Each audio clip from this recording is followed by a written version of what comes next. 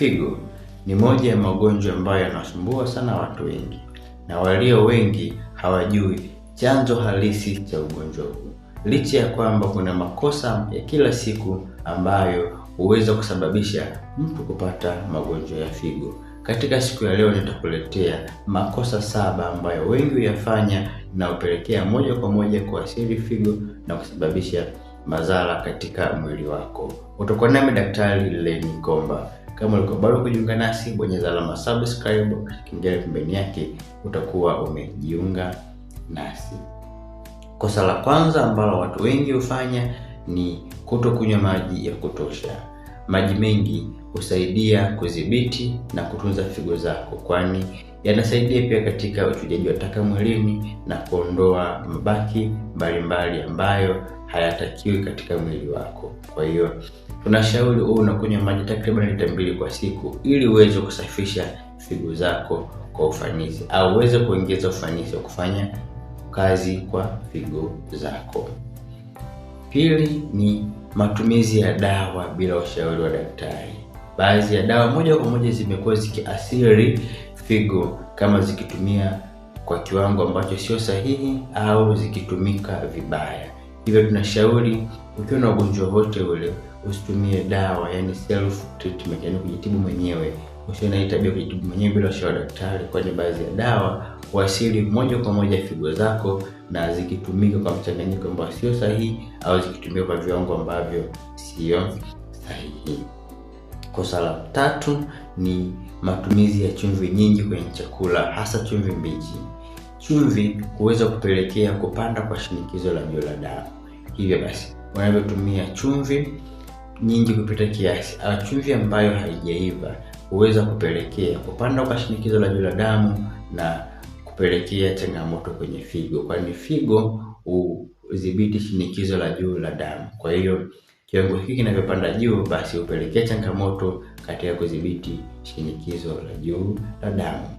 Kosa la 4 ni matumizi ya pombe kupita kiasi. Tunashauri kwamba pombe isitumike kwa kiwango kikubwa sana, kwani huweza kuathiri moja kwa moja utendaji kazi wa figo na kuleta changamoto katika figo. Mara nyingi madhara yake huwezi kuyaona ndani ya siku moja.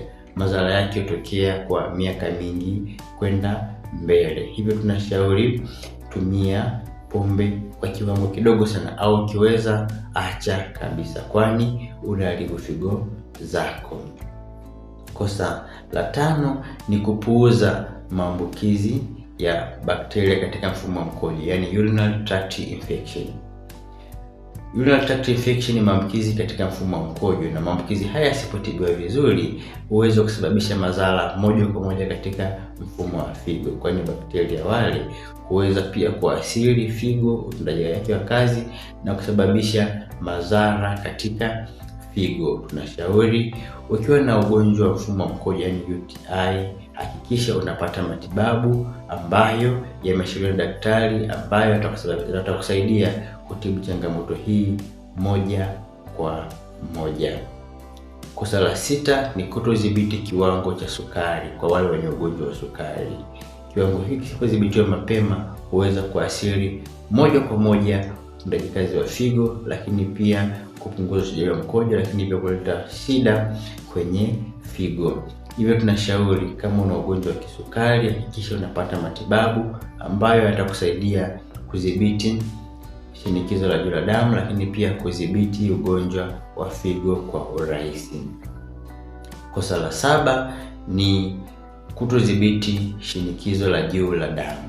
Shinikizo la juu la damu ni moja ya dalili ya mapema kabisa kwa wagonjwa wa figo, lakini pia figo zinahusika katika kudhibiti shinikizo la juu la damu.